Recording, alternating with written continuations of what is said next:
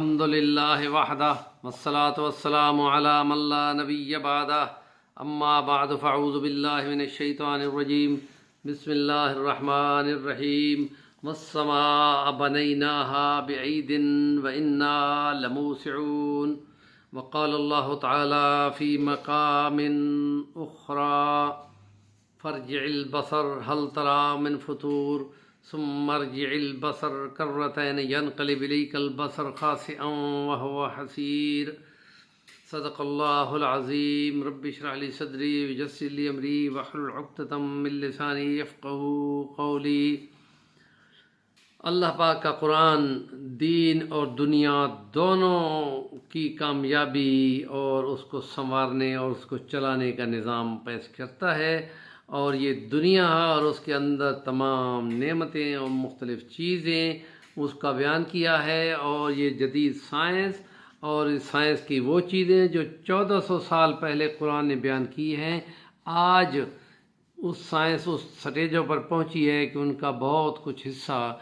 وہ کچھ عیاں کیا جا سکتا ہے یا تصدیق کی جا سکتی ہے، اور ابھی بہت کچھ ہے جو بعد میں کچھ سالوں کے بعد یا 5 سال یا 10 سال کے بعد سامنے آئے گا، ابھی تک وہ سامنے نہیں آیا۔ اور وہ تمام بزرگ ان آیات کو پڑھتے رہے ہیں اور ان کو اسی طرح سمجھتے تھے جس طرح ان کو سمجھا دیا گیا کہ ان کا معنی خدا جانتا ہے۔ اور آسمانوں کو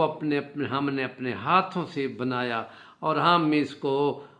توسیع کر رہے ہیں۔ جدید سائنس یہ کہہ رہی ہے کہ جتنی کہکشائیں ہیں وہ جب دور ہٹتی ہیں تو ایک نئی کہکشاں نمودار ہو جاتی ہے، اور وہ ورلڈ آف گلیکسیز ہے یا یہ کہ وہ یونیورس ہے، اور وہاں پہ بلین نہیں ٹریلینز گلیکسیز ہیں، اور ایک گلیکسی کے اندر 1 ارب سورج ہوتے ہیں،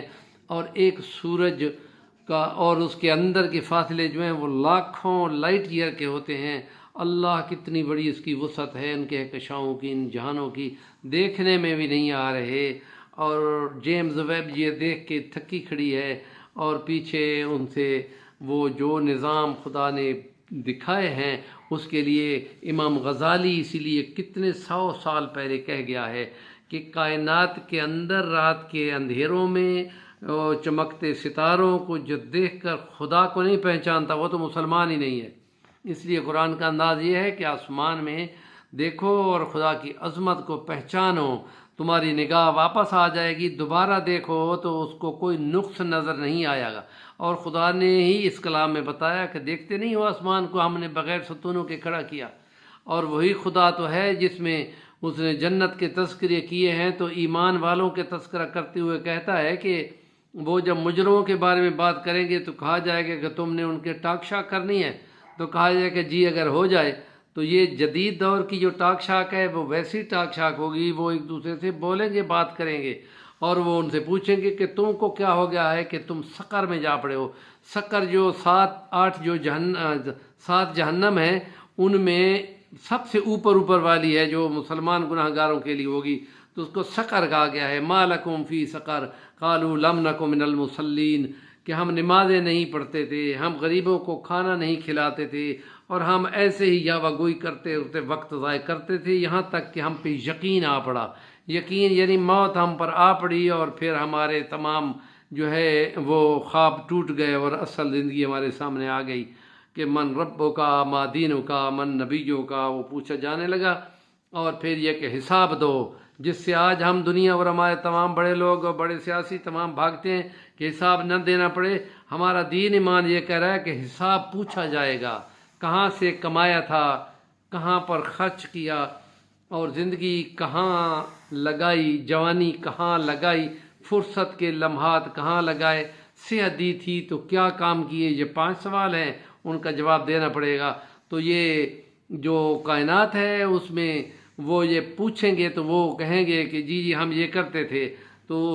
وہ کہیں گے کہ ہم نے جو یقین کیا تھا وہ تو ہم نے پا لیا، اور وہ آمنے سامنے پلنگوں پر بیٹھے باتیں کر رہے ہوں گے، اور اچھی باتیں کر رہے ہوں گے، کوئی گپ شپ فضول والی نہیں ہوگی۔ تو اس لیے قرآن اللہ کا دین ہے۔ اس لیے مورس بکالے جو فرانس کا ماہر تھا، اور وہ اس نے 1960-70 میں